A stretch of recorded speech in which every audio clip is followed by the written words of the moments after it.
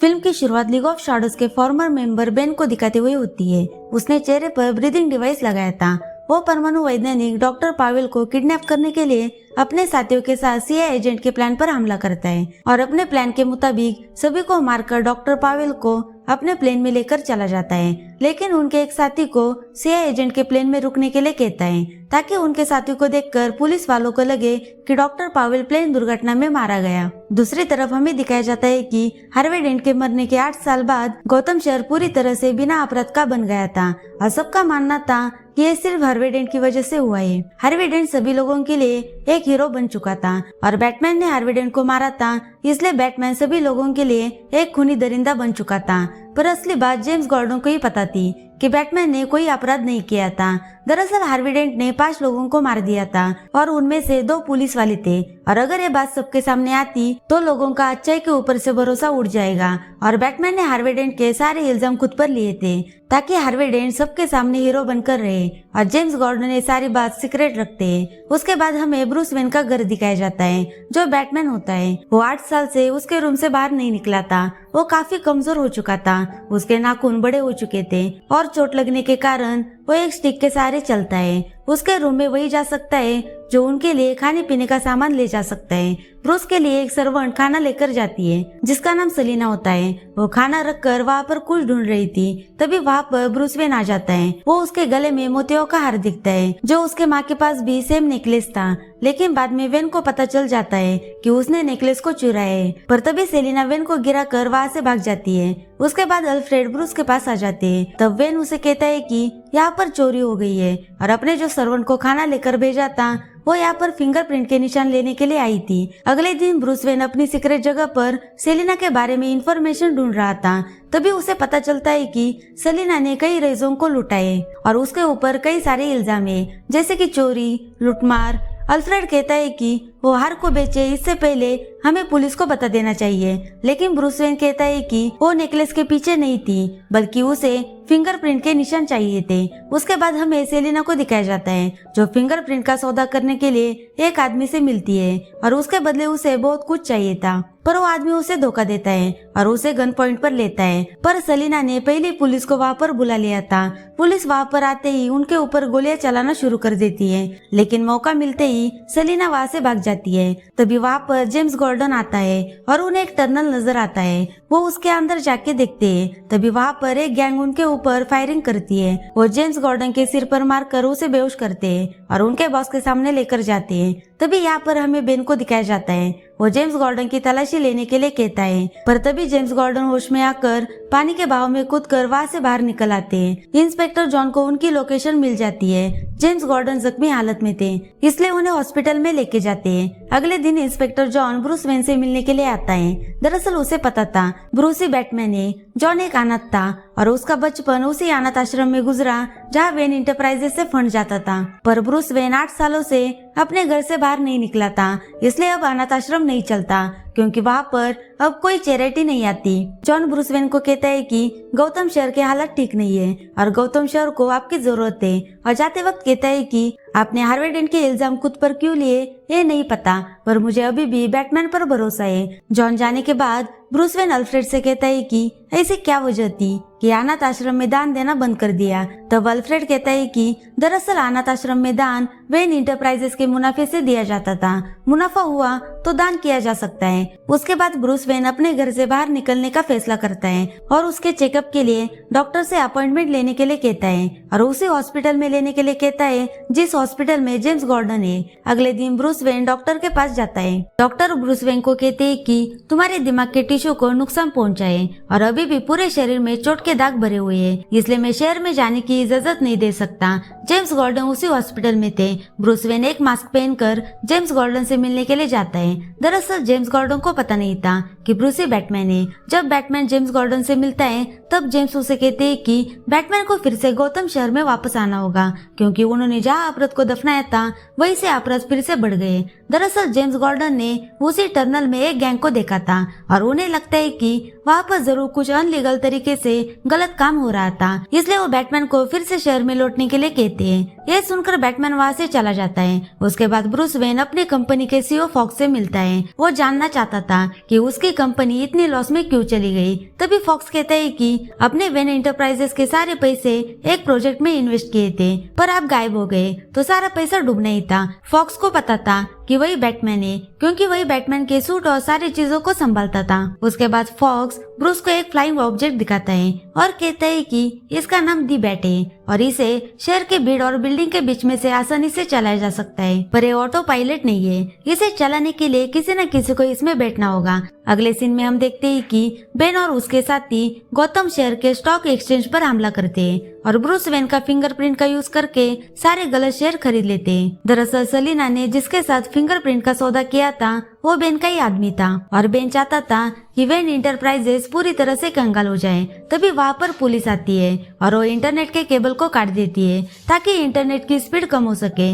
Ben सारे share खरीद लेता है। बेन के टैबलेट पर पूरी प्रोसेसिंग धीमे स्पीड पर चल रही थी। वो कुछ लोगों को पकड़कर उनके सहारे पुलिस के बीच में से भाग निकलता है। पुलिस उसे पकड़ने के लिए उसके पीछे पड़ती है। तभी बैटमैन की एंट्री होती है। सारे न्यूज पर उसकी खबर फैल जाती है कि बैटमैन वापस लौट चुका है। अब बैटमैन बेन को पकड़ने वाला था, पर बेन वहाँ से निकल जाता है। बैटमैन के हाथ उसका साथी लग जाता है, पर तभी सारी प्रोसेसिंग कंप्लीट हो चुकी थी, यानी कि उन्होंने सारे शेयर खरीद लिए थे। तभी पुलिस वहाँ पर आ जाती है। पुलिस बैटमैन को 8 सालों से पकड़ना चाहती थी, क्योंकि उसके ऊपर हार्वे डेंट के मर्डर का इल्जाम था, जो गौतम शहर के लिए एक हीरो था और अब बैटमैन उनके सामने खड़ा था। पुलिस बेन को छोड़कर बैटमैन के पीछे पड़ जाती है, पर बैटमैन अपने फ्लाइंग ऑब्जेक्ट दी बैट में बैठकर वहाँ से भाग जाता है, जो फॉक्स ने उसके लिए बनवाया था। उसके बाद सलीना एक घर पर तिजोरी से कुछ चोरी कर रही थी। तभी वहाँ पर एक आदमी आता है, उसका नाम डैगेट है। सलीना उसे पकड़कर गन पॉइंट पर लेती है और उसे कहती है कि अपना वादा पूरा करो,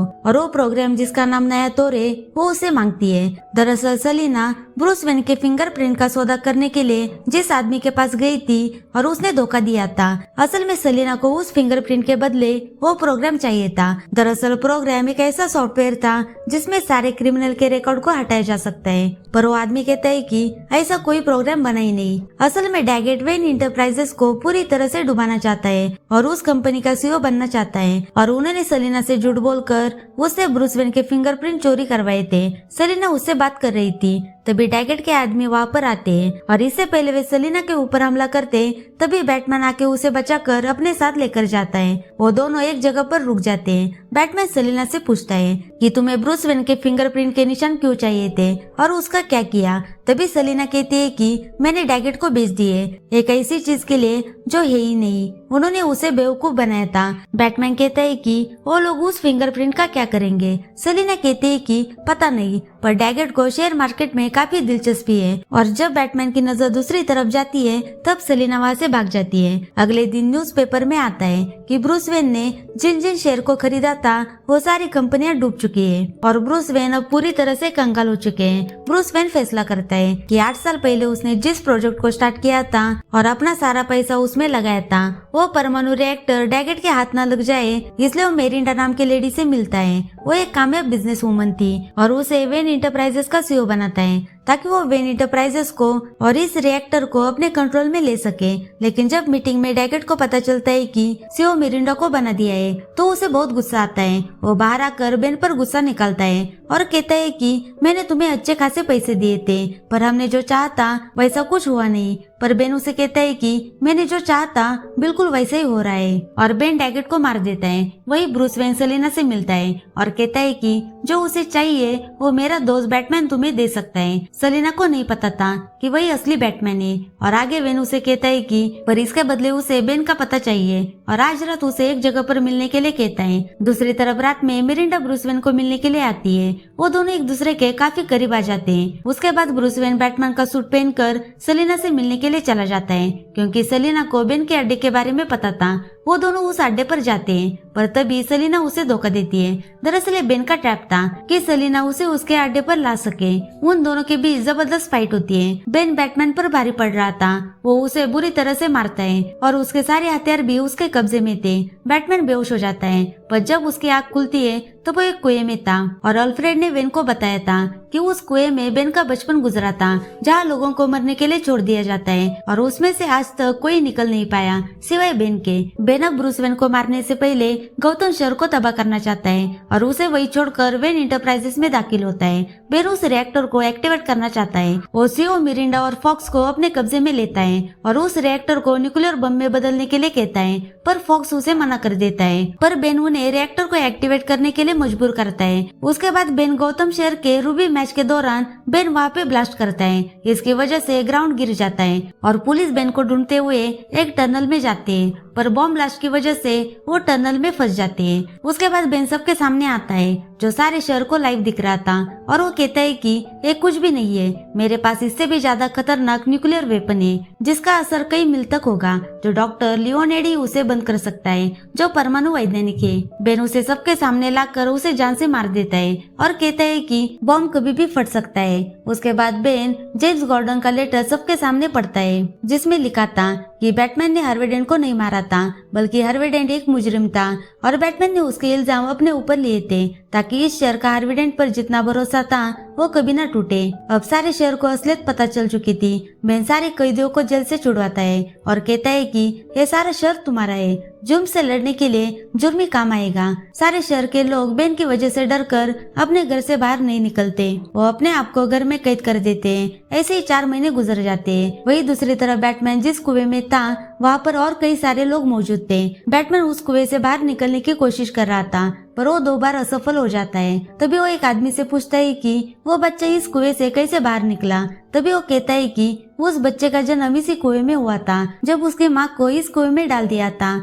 तो वो प्रेग्नेंट थी, इसलिए उस बच्चे के अंदर मौत का डर नहीं था और वो बिना रस्सी के चढ़कर और लंबी छलांग लगाकर इस कुएं से बचकर निकल गया। उसके बाद बैटमैन अपने आप को स्ट्रॉन्ग बनाने के लिए बहुत एक्सरसाइज करता है और जब वो तैयार हो जाता है तब वो बिना रस्सी के ऊपर चढ़ने लगता है और अगर यहाँ से गिरा तो उसकी मौत पक्की है। पर बैटमैन बिना डरे उस कुएं से बाहर आने में सफल हो जाता है। बैटमैन वहाँ से निकलकर गौतम शहर में आता है और वो सेलेना से जाकर मिलता है। बैटमैन उसे वो सॉफ्टवेयर देने के लिए तैयार हो जाता है और अगर तुम मेरी मदद करोगी तो मैं तुम्हारे सारे क्रिमिनल रिकॉर्ड मिटा दूंगा जब तुम मुझे फॉक्स के पास लेकर जाओगी। बैटमैन जानता था कि उस न्यूक्लियर बॉम्ब को फटने से कैसे रोका जा सकता है। सेलिना उसकी मदद करने के लिए मान जाती है। उसके बाद सेलिना उसे फॉक्स के पास ले जाती है। बैटमैन उसे छुड़वाकर वहाँ से बाहर लेके आता है। फॉक्स उसे एक किट देता है जिससे उस न्यूक्लियर बॉम्ब पर लगाने से कोई भी उस रिमोट का बटन नहीं दबा पाएगा। उसके बाद बैटमैन अपना सूट पहन लेता है और वो किट जेम्स गॉर्डन को देता है और उसे न्यूक्लियर बॉम्ब पर लगाने के लिए कहता है।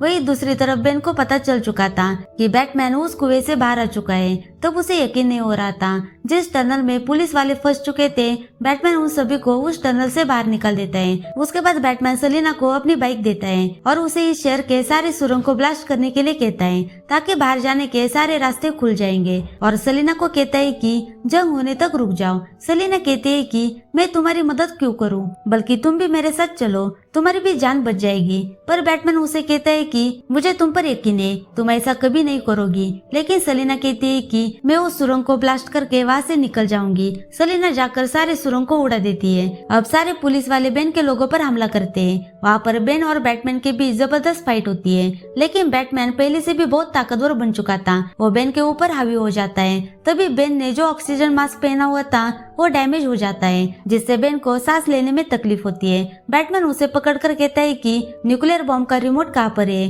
तभी वो कहता है कि तुम उस कुएं से कैसे बाहर निकले। बैटमैन कहता है कि तुम्हें क्या लगता है कि तुम इकलौते बच्चे थे जो उस कुएं से बाहर निकलने की ताकत रखते हो। तभी बेन कहता है कि मैं नहीं भागा था। तभी उसके पीछे से मेरिंडा आकर उसे चाकू मार देती है और उसके हाथ में उस बॉम्ब का रिमोट था। बैटमैन को यकीन नहीं हो रहा था। तभी वो बैटमैन को कहती है कि जिस कुएं से बच्चा भागा था वो मैं थी। मेरी माँ ने मरने से पहले मेरा नाम तालिया रखा था और मैं भी मारी जाती अगर मेरा रक्षक ना होता। दरअसल उसका रक्षक बेन था और तालिया को भागने में उसने उसकी मदद की थी, इसलिए उन लोगों ने बेन को इतना मारा कि बेन का पूरा चेहरा खराब हो गया। इसलिए वो ब्रीदिंग डिवाइस लगाता है। तालिया बाहर आने के बाद उसने अपने पिता को ढूंढा और उनकी मदद से बेन को बाहर निकाला। उसके बाद उसके पिता ने बेन को लीग ऑफ शैडो से निकाल दिया क्योंकि उसमें उन्हें शैतान नजर आता था। वो उसे हमेशा उस नर की याद दिलाते थे जहाँ वो अपनी बीवी को मरने के लिए छोड़ाए थे। उनकी मदद से मैंने बेन को बाहर तो निकाला पर उन्होंने बेन को नहीं अपनाया। मैंने अपने पिता को माफ किया था पर तुमने उनको मार दिया। और तालिया अपने पिता का अधूरा सपना गौतम शर को खत्म कर देना चाहती है। तालिया बैटमैन से बदला लेना चाहती है। वो रिमोट का बटन दबाती है पर वहाँ पर कुछ नहीं होता क्योंकि बैटमैन ने जो किट जेम्स गॉर्डन को दिया था उन्होंने बॉम्ब पर लगा दिया था। तालिया बैटमैन को खत्म कर देने के लिए कहती है और रिमोट लेकर वहाँ से निकल जाती है। बेन बैटमैन को मारने वाला था तभी सेलिना आकर बेन पर हमला करती है और बैटमैन को बचा लेती है। तालिया ने जिस ट्रक में बॉम्ब रखा था वो उसका पीछा करती है और उसमें बैठ जाती है। वही बैटमैन सेलिना से कहता है कि हमें उन्हें रोकना होगा, तुम जमीन पर रहकर ध्यान देना और मैं आसमान से। दोनों उनका पीछा करके उनके ऊपर हमला करते हैं और तालिया को पकड़ लेते हैं। तभी तालिया कहती है कि मैंने बॉम्ब को एक्टिवेट कर दिया है। तभी बैटमैन फैसला करता है कि मैं इस बॉम्ब को शहर से दूर लेके जाऊंगा ताकि इस शहर के सारे लोग सुरक्षित रहे। पर सेलिना उसे रोकती है और कहती है कि इससे तुम्हारी जान भी जा सकती है। पर बैटमैन को शहर के लोग ज्यादा इम्पोर्टेंट होते हैं। बैटमैन उस बॉम्ब को लेकर और दी बैट में बैठकर शहर से दूर चला जाता है। सभी लोग दूर से उसे देख रहे थे। तभी दी बैट ब्लास्ट होता है। उसके बाद सभी ने बैटमैन को ढूंढने की कोशिश की पर वो कहीं नहीं मिला और सबने ये मान लिया कि बैटमैन अब नहीं रहा। उस शहर में बैटमैन को हीरो मानकर उसके स्टैचू लगाए जाते हैं और जेम्स गॉर्डन भी सबके सामने 8 साल पहले की सच्चाई सबको बता देते हैं। वही ब्रूस वेन की सारी प्रॉपर्टी अल्फ्रेड को मिल जाती है क्योंकि अल्फ्रेड के सिवाय ब्रूस वेन का इस शहर में कोई नहीं था। उसके बाद एक दिन अल्फ्रेड एक रेस्टोरेंट में बैठा था तभी उसे ब्रूस वेन दिखाई देता है। दोनों एक दूसरे को देखकर स्माइल करते हैं और इसी के साथ मूवी यहाँ पर खत्म हो जाती है। Thank you for watching.